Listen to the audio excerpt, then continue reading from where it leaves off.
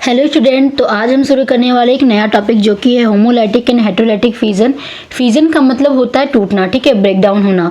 तो यहाँ पर हम फिजन में दो तरह के फिजन्स को पढ़ते हैं, एक होता है होमोलाइटिक और एक होता है हेटेरोलाइटिक।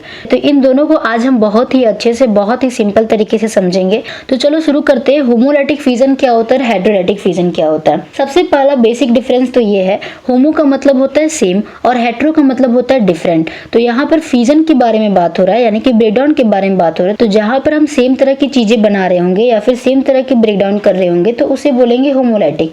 और जहां पर डिफरेंट हो जाएगा, यानी कि एक पॉजिटिव एक नेगेटिव बन रहा होगा, तो उसे हम बोलेंगे हेटेरोलाइटिक। तो चलो बहुत ही अच्छे समझने वाले। सबसे पहला है homolytic fission. When the atom link together by covalent bond withdraw their electron from the bond pair is known as homolytic fission. इसका मतलब ये हुआ कि जब कोई एटम जो होता है वो एक दूसरे के साथ कोवेलेंट बॉन्ड बना करके लगे हुए हैं, ठीक है। जब वो क्या करते हैं, ये जो बॉन्ड होता है वो क्या करते हैं, विड्रॉ करते हैं अपने इलेक्ट्रॉन्स को, लेते हैं अपने इलेक्ट्रॉन्स को बॉन्ड पेयर से, तो उसे हम बोलते हैं होमोलाइटिक फिजन। इसे हम दूसरे तरीके से लिख सकते हैं, the equal breaking of bond in which one electron transfer to each fragment of the bond is known as homolytic fission. इसका मतलब ये हुआ कि यहाँ पर जो बॉन्ड प्रेजेंट होता है उसका इक्वल ब्रेकिंग होता है, ठीक है। होमो का मतलब क्या होता है, सेम। तो यहाँ पर जो ब्रेकिंग होगी बॉन्ड की वो क्या होगी, इक्वल ब्रेकिंग होगी।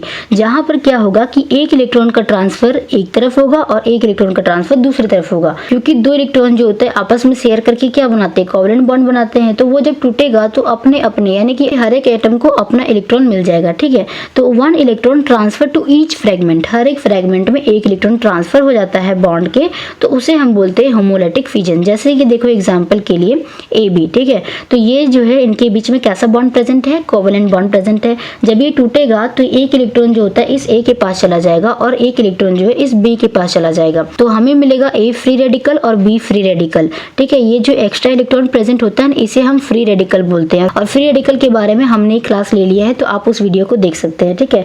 तो हमें यहाँ पर कभी भी जब आप होमोलाइटिक फिजन करवाओगे तो ये हमेशा याद रखना कि क्या बनता है, वहां पर फ्री रेडिकल बनता है, ठीक है।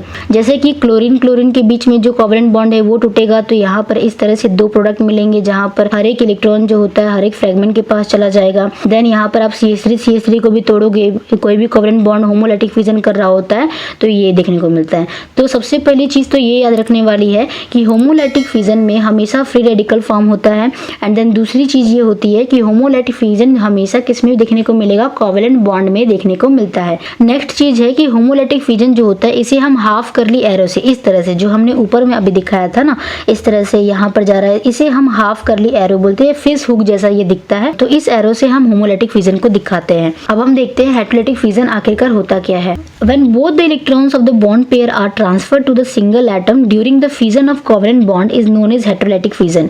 तो जब कोवेलेंट बॉन्ड का फिजन हो रहा होता है तो यहाँ पर जो दो इलेक्ट्रॉन्स प्रेजेंट है बॉन्ड में वो एक ही तरफ चले जाते हैं, दोनों अलग अलग, एक इलेक्ट्रॉन्स ईच फ्रेगमेंट हम लोग कर रहे थे होमोलाइटिक में। यहाँ ऐसा नहीं होता है, जो भी इलेक्ट्रॉन्स होगा वो एक ही तरफ जाएगा, एक को कुछ भी नहीं मिलेगा, ऐसा होता है। तो वही बोल रहा है कि जब बोथ द इलेक्ट्रॉन्स, जो भी दोनों इलेक्ट्रॉन्स है बॉन्ड पेयर का, वो क्या करता है, एक सिंगल एटम में ट्रांसफर हो जाता है कोवेलेंट बॉन्ड के फिजन के दौरान, तो उसे हम बोलते हैं हेटेरोलाइटिक फिजन। इसे दूसरे तरीके से इस तरह से लिख सकते हैं, the unequal breaking of covalent bond resulting the formation of positive and negative entity. तो जब कोवेलेंट बॉन्ड का अनइक्वल ब्रेकिंग होता है, ठीक है, तो वो क्या करता है, एक पॉजिटिव बनाता है और एक नेगेटिव एंड बनाता है। कैसे, वो देखते हैं हम। एग्जाम्पल के लिए ये ए बी प्रेजेंट है, जिसमें कि ये जो होता है ये ज्यादा इलेक्ट्रोनेगेटिव है, इसीलिए यहाँ पर डेल्टा नेगेटिव चार्ज होता है। ये कम इलेक्ट्रोनेगेटिव है, इसीलिए यहाँ पर डेल्टा पॉजिटिव चार्ज है। तो नेगेटिव चार्ज वाला क्या करेगा, इलेक्ट्रॉन्स को लेने का क्षमता रखता है। दैट्स व्हाई यहाँ पर ये जो कोवेलेंट बॉन्ड प्रेजेंट है ना, ये टूटेगा, इनका जब फिजन होगा तो ये दोनों इलेक्ट्रॉन जो होते हैं ये चले जाएंगे बी की ओर। तो हमें देखने को मिलेगा बी इलेक्ट्रॉन्स के साथ ये माइनस चार्ज, और क्योंकि इसने अपने इलेक्ट्रॉन का कुर्बानी कर दिया है सो ये हो जाएगा ए प्लस, ठीक है। HF में आप देख सकते हो ज्यादा इलेक्ट्रोनेगेटिव है तो ये हाइड्रोजन के भी इलेक्ट्रॉन्स को ले जाता है और ये हो जाता है F माइनस, और ये बन जाता है हमारे पास H प्लस, ठीक है। सेम चीज आप यहाँ देख सकते हो, यहाँ पर हमें यहाँ पर 3 डिग्री कार्बोकैटायन मिलेगा और एक क्लोरीन माइनस मिलेगा। तो हेटेरोलाइटिक फिजन को हम किस तरह से दिखाते हैं, फुल्ली करली एरो से दिखाते हैं। देखो ये पूरा है, वहां पर हाफ था, ठीक है। तो ये पूरा जहां पर आप दिखाओगे इसका मतलब हो गया हेटेरोलाइटिक फिजन। जब आप हाफ का यूज करोगे, हाफ करली एरो का यूज करोगे, तो वहां पर होता है होमोलाइटिक फिजन। तो आई होप तुमको समझ में आ गया होगा। एक बार हम डिफरेंस बता देते हैं। सबसे पहली चीज तो होमोलाइटिक फिजन और हेटेरोलाइटिक फिजन में सिमिलैरिटी ये होती है कि यहाँ पर हम फिजन देख रहे होते हैं, यानी कि ब्रेकडाउन ऑफ बॉन्ड देख रहे होते हैं कोवेलेंट बॉन्ड का, ठीक है। उसके बाद इसे हम करली एरो से दिखाते हैं, लेकिन वहां पर डिफरेंस आ जाता है। अब डिफरेंस क्या है, होमोलाइटिक हेटेरोलाइटिक फिजन में हमेशा हमें क्या देखने को मिलता है कि फ्री रेडिकल फॉर्मेशन होता है और एक इलेक्ट्रॉन जो होता है हर एक फ्रेगमेंट को मिल जाते हैं।